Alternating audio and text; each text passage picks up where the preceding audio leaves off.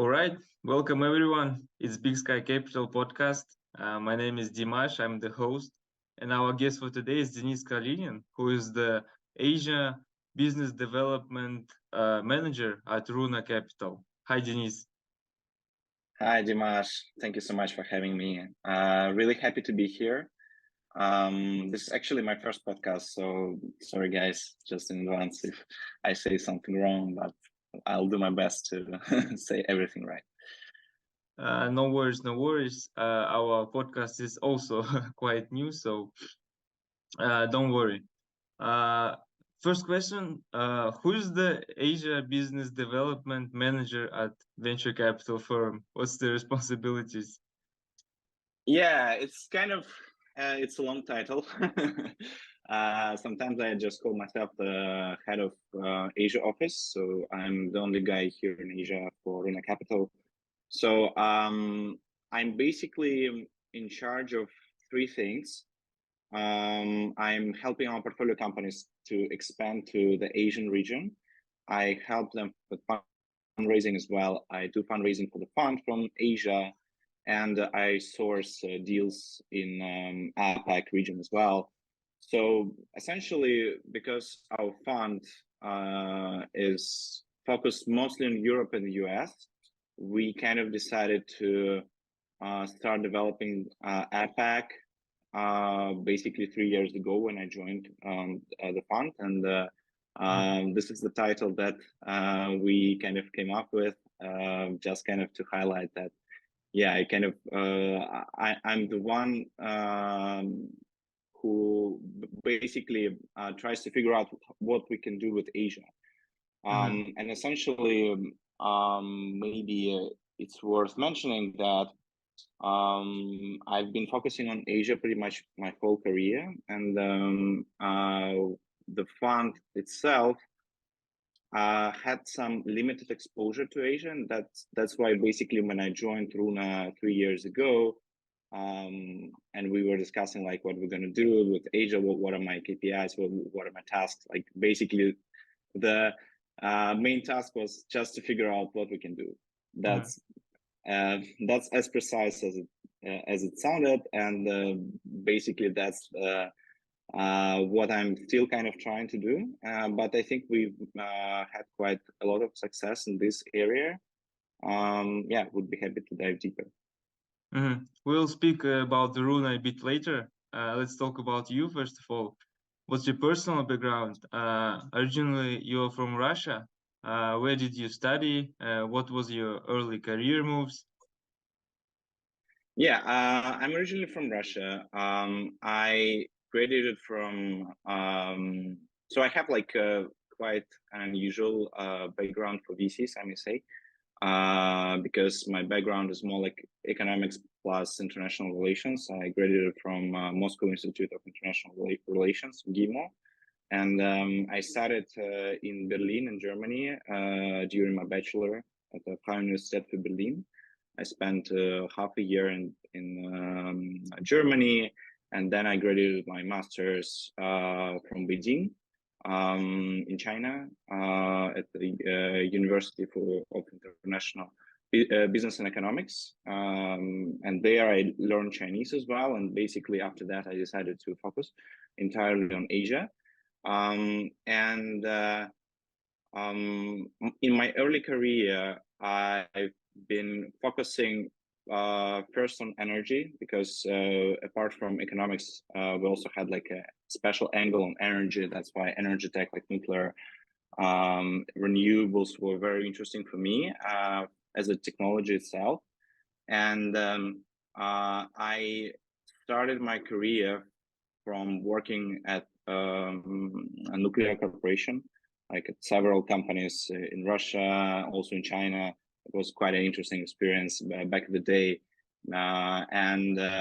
Then I worked at energy consulting, and that was a very helpful experience for me, because consulting basically taught me a lot of things about finance, about trying to work with different people, trying to basically understand what the demands of corporates like we were preparing innovation project for the largest power company, one of the largest power companies in Russia. And then I had another interesting experience, which was related directly with China. So maybe not with technology, but with China. I was managing the project of constructing a chocolate factory in China. So basically, it was pre-COVID. The whole part of the project like lasted, I think, year and a half, pretty much. And I was in charge of basically the whole process of finding land, negotiating with the local Chinese governments, finding financing, like from the banks, was project financing, communicating with contractors, subcontractors, construction companies, lawyers. We were drafting investment agreement in Chinese and English, and basically building the whole financial model. So it's quite an interesting experience, I think, very hands-on, very operational. Unfortunately, the project didn't go far because of COVID. It was frozen, and at some time I was back in consulting. I joined a consulting firm which was focused on technologies in China. It's called Eurasia Development. I joined it actually as a co-founder. The founder himself, he lived in China for like 14 years, and we were doing like a new thing in Russia back in the day. We were helping the corporates to source technologies from China, like deep tech technologies, like battery technologies, construction tech, like AI technologies there. And that was also quite interesting experience for me. And then I joined Runa. How do you ended up in the VC fund? You just joined Runa. What was the iteration? Was it the intro, or you just applied the CV? No, actually, I didn't apply. Frankly, my understanding of VC was a bit wrong before I joined Runa, and I remember that I've always thought that all the funds have very boring job of working in Excel, basically analyzing the financials all the time, sitting at the desk, and yeah, just basically a lot of things that probably was the case with consulting. What I didn't know and what I learned about VC at Runa is that in particular, VC is more about talking to people, more about personal relationships, more about really building network, and network is your main asset. And I think that's something that I didn't know about VC, and that's maybe something that really kind of that is really appealing for me. And I think basically what I've always kind of dreamed, like what would be my perfect job, is working with technologies, working with people, trying to commercialize technologies. I think VC is the perfect place for this because you have like many different topics, deep tech topics. You help founders to not only provide money to them, you basically help them grow, commercialize the technology, expand to new markets, and figure out how this technology that they invented or that they productize can actually get the usage. And that basically what brings this technology to reality and makes the future happen. And I think that's the most exciting thing for me in VC. I was pleasantly surprised when on the first interview our partner explained this to me, and I realized, oh, actually, it sounds really cool. And do you have some insight about how to build the proper network, how to build your network at the early career? It's a good question because usually when I asked like more experienced managers, partners, or whoever like, how do you get those contacts? How do you basically get in touch with those people that you need, like with investors, with potential partners, customers? They say through the intros. And I was like, okay, but how do you get the intros if you don't have the context? And that's like, well, a lot of senior people cannot actually explain it, because they've been building these networks for so long time that they actually forgot how they how they build this network in the first place. Like, they just know people, they just have the relationships. And I think in the early stage, when you just start from zero, you have nothing better to do just to come up with a very appealing thesis. Like, for example, I can maybe it's easier to explain with example. When I joined Runa, my task was first to figure out how we can work with China, because my previous experience was China, and because I speak Chinese, it kind of made sense to start with China, but it's still like a lot of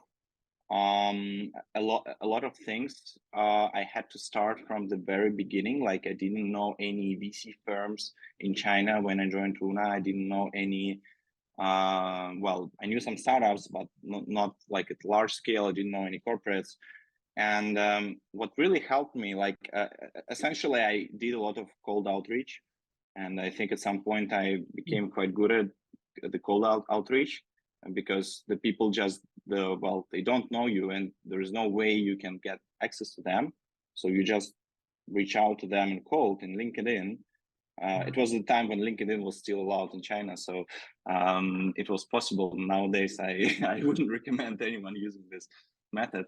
But the most important in this is basically to figure out the thing that you guys do the best. And in our case, I really analyzed everything, all the expertise that we have at Runa, and I came up with like 2 or 3 things that we do the best. One is cloud infrastructure, open source. One is quantum computing, and one is fintech. So and then I basically focused only on those 3 topics.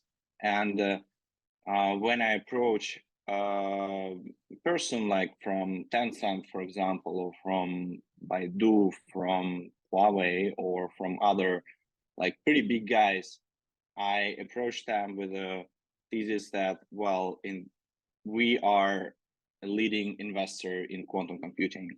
Like, maybe you guys don't know us, maybe you don't know me, but you clearly know the companies we invested in. Or, for example, we know that you are interested in this area and you don't have that much expertise yet.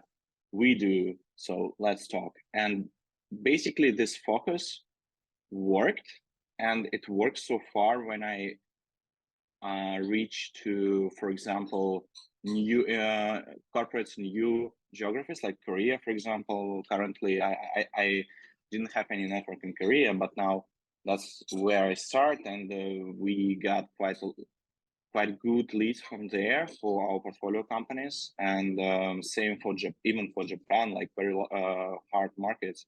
It still works when you very clear about the value you can bring to the contact, and when you can really very precisely, but in a also very concisely convey the message why you are one of the top leading like investment firms or leading experts in particular this area. So I think it's good. And then, of course, another very important thing is to consistently bring value to your new contacts, to maintain those that network, to figure out how you can, for example, share portfolio companies with them, how you can create pipeline for them, how you can help them in any other way. and then you create a relationship that is lasting like for many years, and then you can say, yes, I have relationship with like these guys, and then we can like work together, then they can introduce other people as well. But this is the beginning, and I think yeah, it helped me when I started it from scratch. All right, yeah, nice answer. Let's talk about the Runa Capital. What's the story? Who's the founders of the Runa? Yeah, so Runa was started in 2010 by serial entrepreneurs, Serge Bell, Ilya Zubarev, and Dmitry Chikhachov. Previously, they created several large software businesses. The largest one is called Acronis. It's a cybersecurity unicorn from Singapore and Switzerland. The previous round was valued at $3.5 billion, led by BlackRock. So they basically started from backup and disaster recovery solutions, and now they expanded to providing like the whole cybersecurity cloud cybersecurity stack for mid-size IT service providers. And it's a global company basically, but it was born in Singapore and yeah, expanded to US, Europe, Japan, and other markets. Then there were other companies like Parallels, which is the virtualization software, one of the first virtualization software on the market that was sold.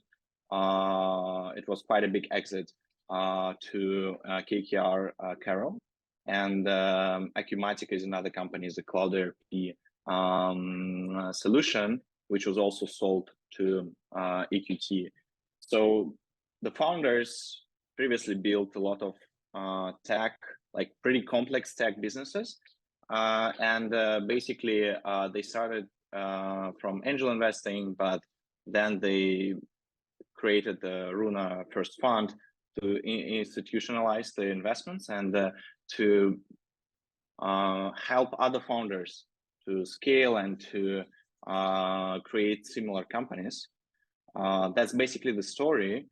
And we currently at Fund 4, so we have more than $500 million under management. So we are a pure early stage VC investor.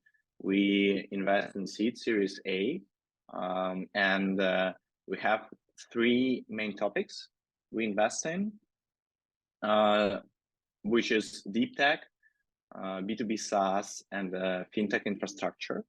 Deeptech, we started from cloud infrastructure, which is basically explained by the background of the founders, that Parallels is a cloud infrastructure, Acronis may be considered as cloud infrastructure as well. So we had already quite deep knowledge in this space, and then we invested in Nginx, which is one of the largest web servers. And we invested in this company very early when we basically led Series A round. It was just a team of like 5 or 6 technical people in Moscow, and we helped them to move to the US. We helped them hire CEO and then support the company with the fundraising rounds. And then there was a big exit. So we sold this company for nearly unicorn valuation. So this is cloud infrastructure. And then we more and more pivoted towards things like AI infrastructure and future of computing.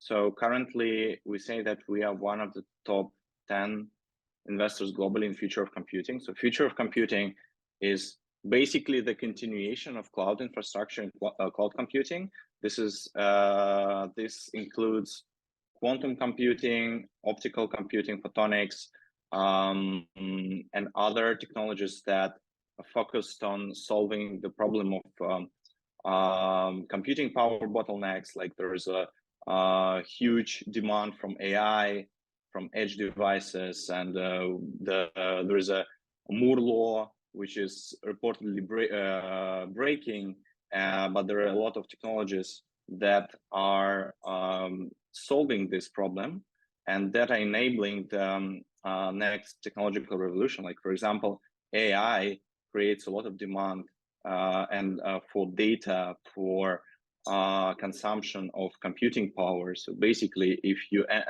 there are forecasts, I think made by McKinsey, saying that by 2050, the amount of data that we consume will increase by several dozens of thousand times. So basically, currently, we may say that we live in a stone age of data. Of course, something needs to be fundamentally changed in the infrastructure as well. And that's what we invest in. We invest also in AI, but our main investment thesis is that we really invest in technologies that enable those technological trends. This is future of computing. This is Deeptech. Then we invest in B2B SaaS. B2B SaaS is quite conservative, but still very solid investment thesis. We invest in enterprise SaaS with a very healthy unit economics. So now we see more and more AI-enabled enterprise SaaS companies. So especially in Europe, in the US, there are quite a lot of interesting opportunities. And fintech infrastructure is also very interesting. So it's we specifically call it fintech infrastructure, not fintech, because we invested in a few challenger banks back in the day. But the major thesis is built around, again, investing in infrastructure, which enables, for example, other challenger banks to launch their products, or legacy incumbent banks to modernize, to digitize their legacy infrastructure. And we invested in a company called Mambu, German company, which provides a core banking platform. And this company, basically it powers such challenger banks as N26, for example, in Germany, Time Bank using them in South Africa, in Vietnam, basically 3 out of 4 digital banks use them as an infrastructure. And it's a big company already. So we invested in Series A, and now it's a $5 billion company. So this is one of the opportunities that we think are really interesting in fintech, because the problem of digitizing the space is just huge. It's enormous. It still hasn't been solved. Maybe just only 5% of the problem is solved, and the market is extremely huge. And then there are also opportunities like embedded finance and companies which enable non-financial companies to issue loans, for example, or to issue cards like debit cards, for example, for spending, or marketplaces like e-commerce, which have a lot of data, which have a lot of merchants, a lot of turnover of the products and cash, and they can basically provide those loans to the customers, and it's easier for them rather than for the bank to go and approach and look for those merchants, because banks usually don't have enough data and they do not have the direct access. So these are 3 areas that we really focus on nowadays. Yeah, I think we're pretty much excited how they will evolve in the future. So the US and the Europe are the main target geos for the Runa Capital. And as I understand, there was no open position for the Asia Development Manager. So you came to the Runa with an offer, or how it was? No, but well, basically it was done through the intro. So Runa was looking for a person who could lead this area. There are just not that many people, frankly, who understand both VC and Asia. outside of Asia. That's why kind of I guess that was a good match. Basically, yeah, that was the idea. I think it turned out to be quite a good opportunity. Mm-hmm. So what can you say about the startup ecosystem in the Asia, in China, for example? We already mentioned Southeast Asia in our podcast, but we never touched the Chinese ecosystem. That's very interesting. Yeah. About the ecosystem itself in APAC is very diverse. So I cover Southeast Asia, China, Korea, Japan, Australia, New Zealand, India. And I may say that each of these locations are very different. If you judge by the size of VC funding, for example, that startups receive, the whole APAC is pretty much comparable with the US, I would say, in terms of the funding, maybe a bit larger, because China is pretty much the half of the US.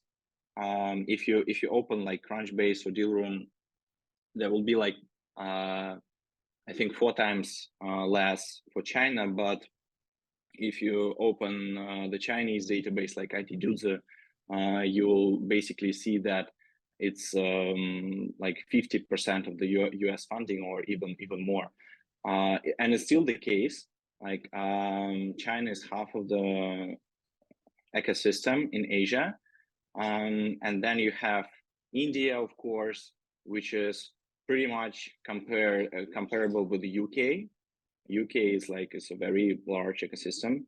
And then you have South Korea, Singapore, Japan, Australia, and then Southeast Asia. So this is by size. And if you look at the industries where startups usually build their products, you have quite basic products in Southeast Asia and South Asia, like Fintech, for example, and I mean like B2C payments or some basic spend management. Challenger banks are currently just starting to take off in Philippines, Indonesia. And then you have like a super hard deep tech in China, which in some areas is even stronger than the US. Is just very kind of isolated. Like in some industries, like for example, nuclear energy or in space tech, China is in some areas is even stronger. Everything related to hard tech, like hardware tech, China is way ahead of any other countries. Then you have, of course, Japan, Korea, which are also quite advanced because of the high scientific level, also a lot of deep tech. I see quite interesting quantum companies coming out of Japan, for example, or AI/edge computing companies coming out of Japan. So Japan is an interesting market. Australia is extremely interesting location as well. There are a lot of very strong universities there, and also very good, very high quality of research and technologies and quantum as well in optics. Singapore also, in terms of deep tech, is still a very strong hub because the government supports the ecosystem quite a lot. Singapore is basically a hub. So a lot of, for example, Chinese scientists are coming to Singapore, or Australian companies which grow to a certain stage, they relocate to Singapore as well, because in Singapore it's easier for them to get funding as a deep tech project. So yeah, that's pretty much kind of very high level. I could dive into details. But it's a clear kind of differentiation between like China, Japan, Korea, Australia, Singapore, and then the rest less deep tech, more light tech, I would say, but still very big market. Another interesting thing to mention is that actually Southeast Asia was really hot in terms of funding and in terms of the tech ecosystem in 2021. And then if you look what happened in 2022 and then what is happening in 2023, is that kind of the hype is gone a little bit. So a lot of startups raised very big rounds in 2021, and then currently they either cutting the staff or closing or just I don't know, maybe they're doing good, but I feel that a lot of projects, a lot of startups that emerged during 2021 in the region, they basically turned out to be quite overestimated in terms of the problem they're solving, in terms of the quality of the company, the execution itself. So, for example, like funding in Indonesia decreased from 10 billion in 2021 to like 4 billion in 2022. So it's very drastic drop. And I think it's still maybe it's not fundamental. It's like every hype, it has its pros and cons. Like the markets themselves, they're very big, and there are a lot of problems that needs to be solved here. But maybe maybe the timing is the most important here, and probably for markets like Vietnam or Indonesia, Philippines, like they're still quite underdeveloped in many areas, and some problems, like for example, trying to solve the problems that have been successfully solved in Europe or the US, trying to solve them in Indonesia may not always be a good use case. Because it's just too early, because the problem itself is either very hard to solve or the problem itself is not very big so far. Yeah, I agree. The Southeast Asia had record least funding in first half of 2023 since 2020, with only 2.5 billion in funding in the region. And you're saying that in China or in Japan, for example, there was no that hype and no that drastic drop in 2023. In China, well, for China, it's different because China lives its own life. I would say China had quite a drop during COVID, and then there is a trade war, a lot of geopolitical reasons, then the regulation. Like basically, for me, I was pretty much maybe not shocked, but I think for me it was very a very strong signal when the Chinese government just destroyed the commercial education tech industry in China. Yeah. And when you had companies like Zopa or Fudao, who raised like $2 billion each in January 2021 from Temasek and Tencent and other guys, and then they basically ceased to exist. It's just, well, of course, that's a huge hit on the startup ecosystem, but it's still in China, surprisingly, like if you compare 2021, 2022, 2023, it's relatively stable. Same in Japan. In Korea, it's surprisingly it grew like maybe 2 or 3 times, but unfortunately for us, it was still not really about the deep tech and B2B SaaS. It was more about crypto or some like media related, like culture related B2C consumer businesses, because Korea is really strong, like the K-pop culture and basically everything like it. That's the biggest driver, I think, maybe one of the biggest drivers for the Korean startup ecosystem. But in general, it's like those markets are quite stable. They didn't have any hard drops. Singapore itself, surprisingly as well, despite the drop in neighbor countries, Singapore was quite stable because again, Singapore has both like the Fintech, B2B SaaS, which is projected from Southeast Asia, but also a lot of Deeptech stuff, a lot of companies from Japan, for example. I know that at least a few companies from Japan, Deeptech companies, which have their operations in Japan, but they have the HQ in Singapore. That's why the race for Singapore. That's why maybe Southeast Asia is declining, but the funding goes to the Japanese project to Singapore. So yeah, and Australia as well. Australia is actually developing quite fast in terms of the funding as well. Mm-hmm. So you do invest in the companies from the Asia, and you help your portfolio companies to expand to the Asian markets, right? The second, yes. About investing, we were very selective. I would say we haven't made any investments during these 3 years so far.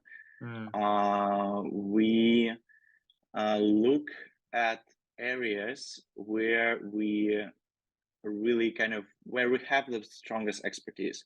And the problem with investing, like why we don't rush into the market and just invest in every interesting company that we find, is because first of all, you don't have we don't have the strong presence, our presence is not strong enough in order to see each and every deal to make the conclusion. We don't always have the context. That's another challenge. And usually the competition from local VCs is quite harsh.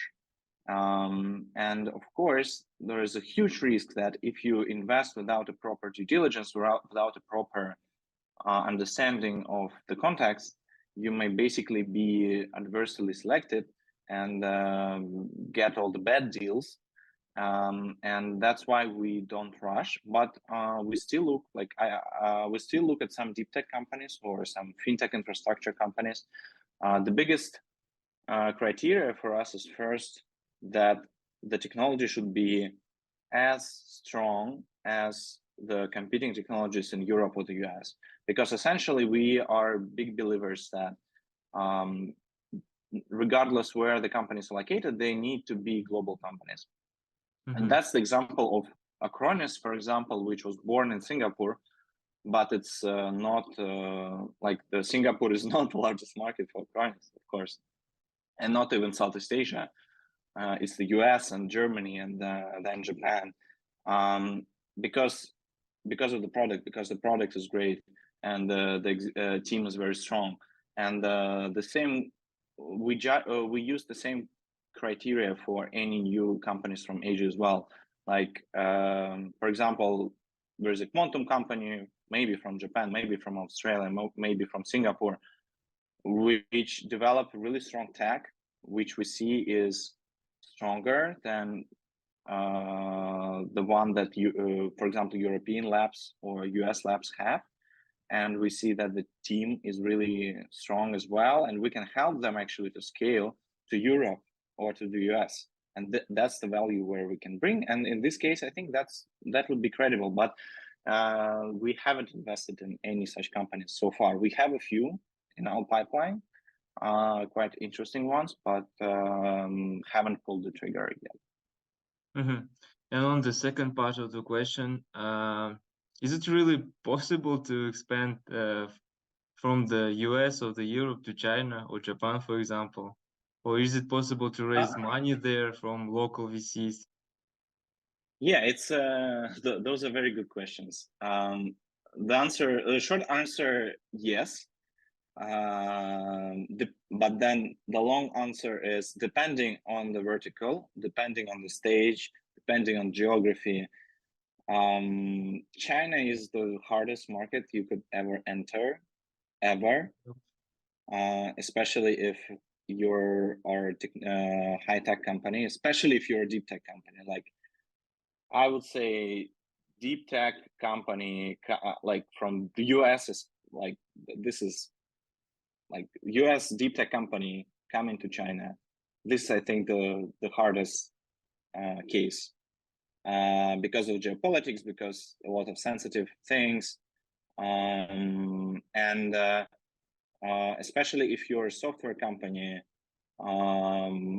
then it's even harder because China as a market, surprisingly, so China seems to be a big market, right? It is a big market, but in reality, when you start analyzing some industries, like for example, B2B SaaS, like cloud infrastructure or just SaaS solutions which use cloud, the barriers for entering the Chinese market are just extremely hard. They're extremely high because you cannot use Amazon, for example. You cannot use any other like international hosting in China. You need to have the local company which will be operating the cloud for you. So you will already be giving part of your business, part of your infrastructure to local players that affects your unit economics, of course. Then depending who you sell to, if you sell to governments, if you sell to finance, they don't usually buy foreign software at all. Like it's not like a law, but it's just informal requirement. You will never win any tender, and you need to localize. You need to figure out, like, one of the ways is probably try to find Chinese distributors.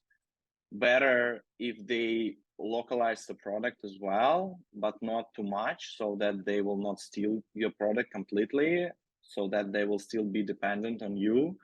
So it's like, I would say it's possible, but it's so hard and it requires so much investments that usually companies which may choose between China and Japan, or China and Singapore, China and Jakarta, Indonesia, China and even India, they don't choose China because also, like, the investments are high, risks are high, and it takes a lot of time. So that's why I would say China, like, it's really hard. I would say I don't really focus on bringing our companies to China nowadays because there are other markets. Japan, for example, is an interesting market because if you can crack Japan, it's actually a big market. Japan is like the fourth economy, and the income is high. There are a lot of corporates, and there is another factor which is called like build over buy, or buy over build, which means that in Japan, developers you don't have very strong developers, and developers are quite expensive. So that is why it's easier for Japanese corporates to buy software rather than to build it in-house. In contrast to China, for example, where it's extremely easy for Chinese corporates just to hire a lot of pretty good developers. Like, Chinese developers are really good. Hire a lot of developers and just copy the whole thing. Why not? Like, it's not prohibited. I mean, unless you can navigate through the IP landscape, it's still doable. But Japan will never do it because it's too hard, it's too expensive. They just rather buy it, and they're not price sensitive. They can buy, like, the price can be pretty high for any software, and the market is huge. Another thing is that Japanese customers are very loyal. If you analyze the retention rate of companies which enter Japanese markets, like the cohorts look very, very impressive, because usually Japanese companies, customers, especially enterprise customers, they almost never churn. It's just, yeah, they just buy you because they like you, because they're loyal. And that's a huge bonus. I mean, yes, Japanese economy isn't growing yet, but it's still a huge piece of pie. Pretty similar to Korea, also very hard market to crack, but if you can crack it, it's very large, buy overbuilt market. So these two, then Australia, of course, very interesting, very easy if you are a Western founder, because of language, because of the mentality. So yeah, it's just the only problem of Australia is just it's too far, and then depending on the vertical as well. India, India is a hard market as well. I would say it's like it's very similar to China in regard that it's built over buy. You will always be competing with other with your like competitors, but also with the in-house team of your customers. And India, in contrast to Japan, is very price sensitive, and it's very decentralized. Like you basically, like every state of India is different, and it's really hard to scale through the whole country. So India is also very hard. I haven't dealt with India very much, but so far this is the, like, according to some of the attempts that we had and some of the feedback of our existing portfolios, like it's quite hard. Southeast Asia depends on the industry, because Southeast Asia is very fragmented. Like people say that Europe is fragmented. No, guys, just look at Southeast Asia. Southeast Asia, like you entered Philippines, it doesn't mean that you'll be successful in Vietnam. It doesn't mean that you'll be successful in Indonesia, and the same goes vice versa. It's just, and then you also have built over buy in those three locations, like Vietnam, Indonesia, Philippines. They have maybe not that good, but still okay developers, quite cheap, and they will always try to copy, or will just they will not be hasty with making the decision about buying the software, because they always compare, oh, okay, how much will be my cost if I just copy it, or if I just create it in-house. But it also depends, because for example, banking industry, surprisingly, like for Mambu, our portfolio company, Indonesia, Vietnam, and Philippines are quite a big markets. Like they sell to banks, but they also sell to fintech startups. And I guess because there was a huge hype and there was a huge amount of funding, you know, fintech startups in Southeast Asia, they managed to get quite a lot of big customers from there. So it depends. It really depends on the industry. The same as, for example, if you expand like agri-tech SaaS to Indonesia, it could make sense. Same as biotech, for example. But if you expand like a standard, I don't know, like B2B SaaS automation, horizontal solution to Indonesia is going to be like really hard. I would probably rather start with countries like Thailand or Malaysia, because the income is higher, and again, they don't have the that strong developers there, and those are still quite a big markets. But it depends. It really depends, case by case. You also mentioned that one of your responsibilities is to raise funds for the Runa itself, right? Yes, yeah. So what's the LP environment in the Asia market? Who's the biggest contributors to the VC? So I think there are two questions actually.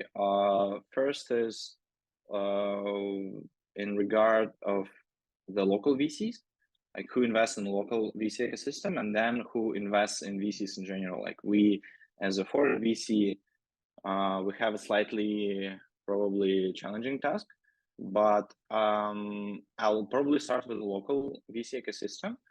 The biggest part, like if you analyze or if you ask your friendly VCs in Southeast Asia, for example, who are your LPs, most of them say that those are the likes of Temasek, for example, or other sovereign funds, like in Malaysia, it's Hazana, or others. And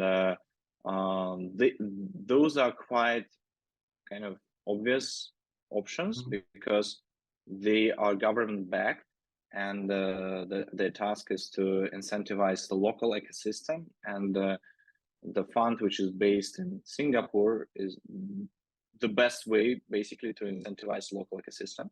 Is so it possible they to is it possible to raise for the US fund, for example, from the Temasek, like US funds going to Saudi Arabia, for example? Yeah, it's possible, but well, in particular, like from Temasek, but they would have a slightly different criteria. So they're like, from what I see, and of course, I should probably spend more time on this to give like a proper answer. But I guess that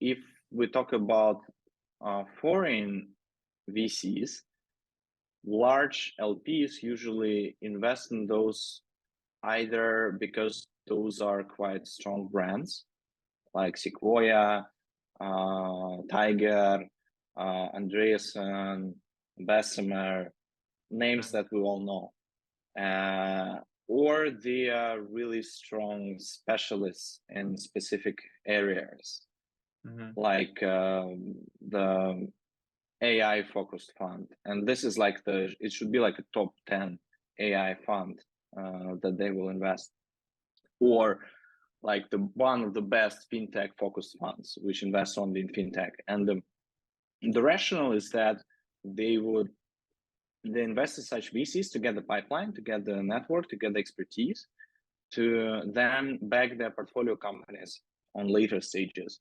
And this is the rationale for most of the institutional investors. This is the reason for corporate investors also to invest in such funds. I would say raising for generalist not like for generalist fund, which is not that famous as Andreessen, for example, from Asian LPs is like super hard. It's, I would say, nearly impossible. They would rather invest somewhere in the local VCs. These are institutionals, but then there are also family offices, of course, families, like in Southeast Asia especially, I think very similar actually to Kazakhstan. A lot of traditional businesses were made on real estate, on energy, on agriculture, any other traditional businesses. They have the money. They could possibly diversify, but here it depends. Like a lot of them actually go rather to investment bankers, not the VCs, and they prefer to invest in fixed income, in again real estate, probably somewhere which is safe and more clear, less risky. And this is also the mentality of at least Southeast Asia, and also I think in Asia in general, that first, if you talk about something which is not close to you, it's very foreign, it's considered not clear, and in general like very shady for them because it's just something that they don't know. And then the new topics, many, I can say even in many places, the culture is more like a risk averse rather than risk taking. And that's why it kind of it makes the work of global VCs raising capital from Asia quite hard. On the other side, what is interesting, what I'm observing currently is that there is a generational shift in many of those family businesses. Like, for example, third or fourth generation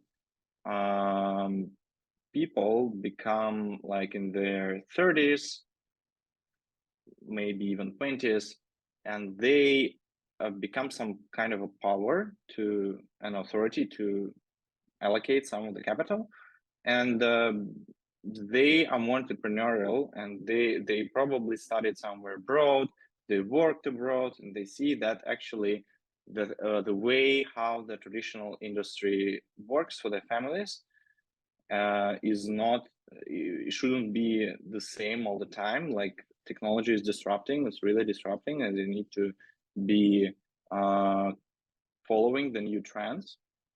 And I think this is an interesting opportunity actually, because those people, they will become decision makers sooner or later. Yeah. And they will need to understand like what kind of technologies will influence their business, will have the great impact, what are the risks, what are the like, they cannot ignore this anymore. And I think it's quite an interesting opportunity to try to basically build relationships with those people, educate them, and basically explain how you can be helpful, how your portfolio companies may help their existing businesses, and just in general kind of increase the awareness. And I think that this is an opportunity. I'm quite bullish that in Southeast Asia and in Asia in general, it's such a huge market, right? And it cannot be just the way it is all the time. Like, it will be disrupted, and it will be more mature. And I think it's just a matter of timing, and the matter of who will be first, who will be who will have the better knowledge about this, about the region, and about the needs.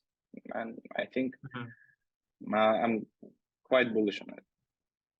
Let's move to the last question, more of the educational one. I personally read like Tech in Asia, listen for a few podcasts like Analyze Asia. What you can recommend to read about the Asia market, Asia Pacific, about the Chinese markets, to educate yourself in the tech industry of the Asia? I think, well, I also read Tech in Asia. I like Tech in Asia. I think they're doing a really great job of putting up a lot of analysis around different topics, and they cover pretty much all the major events and do also their own analysis.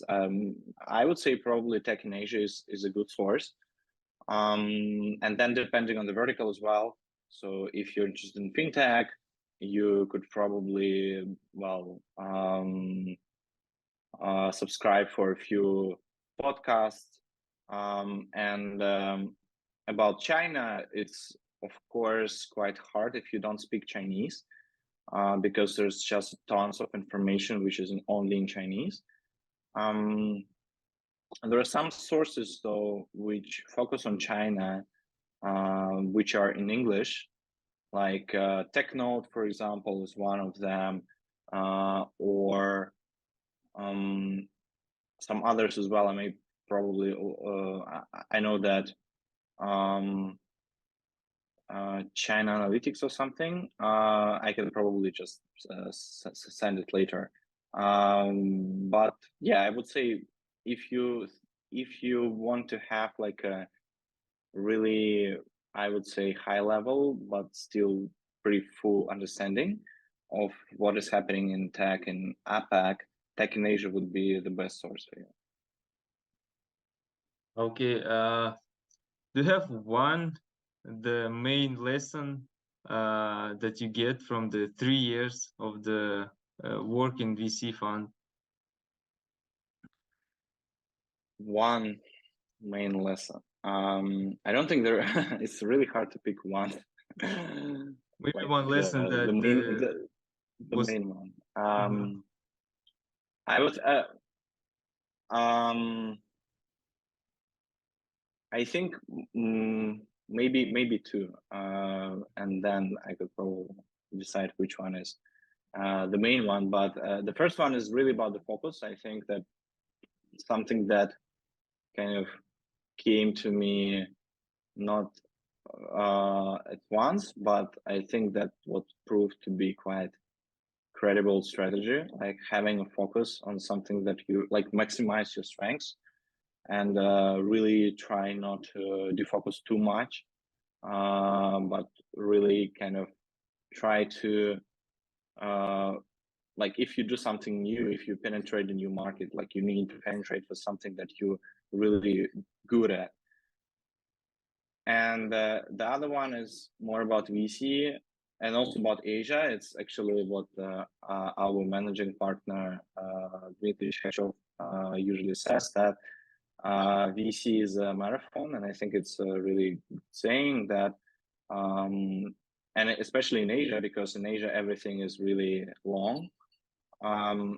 You should really invest a lot of your time, of your efforts in something that you think should work. Maybe if it doesn't work right now, maybe it doesn't work like in a year, but if you're convinced that it should be working, then you just need to keep doing this, and eventually that would be your kind of investment, and it will pay off, because many people actually give up when they start like entering Asia or doing VC, understanding some topic like investing in quantum, for example, or whatever, something which is hard.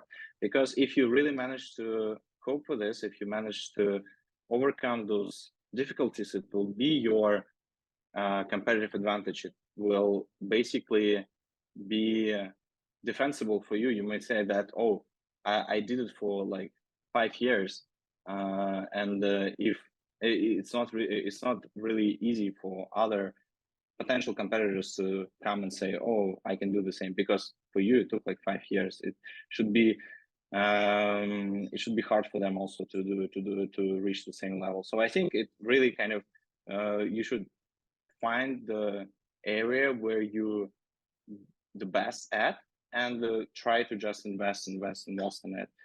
Your time, your efforts, your attention, and then it will pay off. So thanks, Denis. Really great conversation. Thank you. Full of insights on the topics that we didn't touch previously on the podcast. Thanks a lot. Thank you so much, Dimash. Thank you for inviting. Yeah, anytime would be happy to jump on a call and share some more ideas. So thanks everyone for listening. This was Big Sky Capital podcast, and see you in the next episodes.